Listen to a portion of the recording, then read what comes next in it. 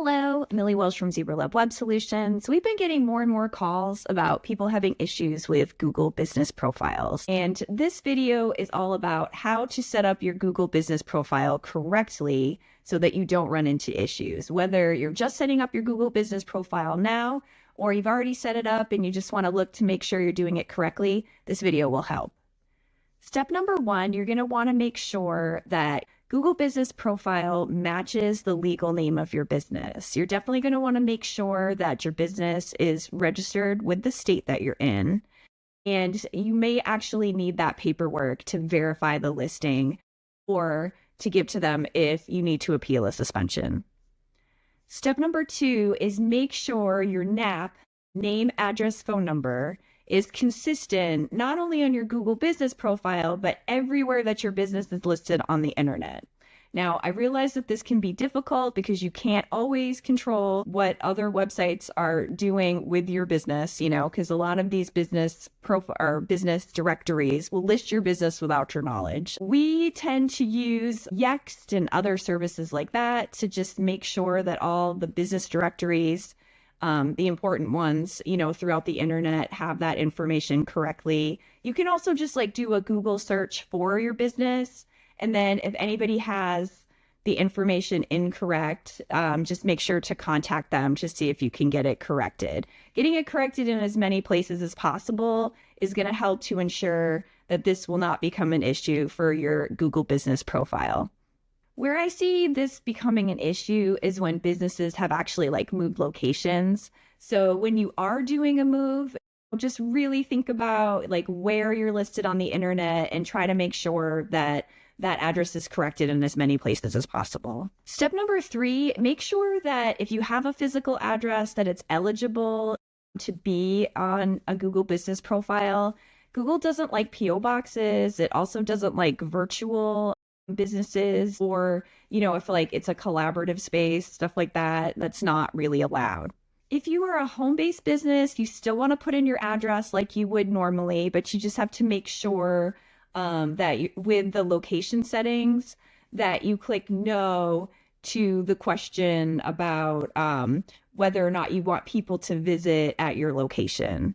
So you would still do that as normally. It is okay to do a home-based business. It's just a little bit harder to get those verified. And that is one of the instances where you definitely want to have your documentation of your business with the state and your EIN handy.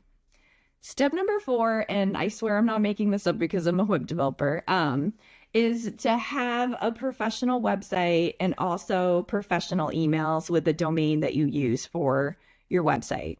So, if you're using a Gmail account that's mybusinessname@gmail.com, you're going to have a harder time with your business profile than if you actually have real emails with your domain name. And it's not like a Google email isn't a real email, but you want to have professional emails that have the same web address as, same domain as your website.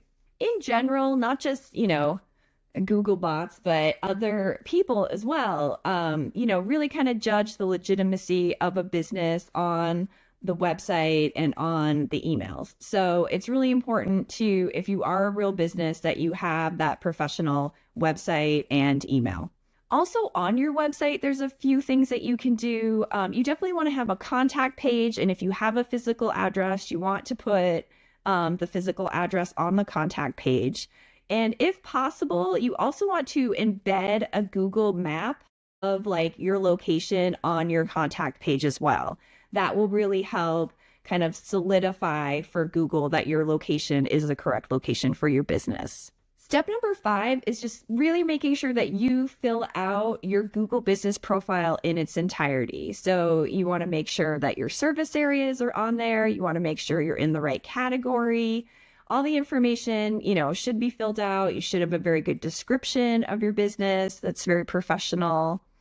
The Google Business Profile also has a little area where you can add sort of posts or updates. And I definitely recommend to my clients that, especially if you have a blog, you can write a little synopsis of your blog and put that in there with a photo, link back to that blog post. I think that goes a long way to help Google understand that you are a legitimate business and you are an expert in your field.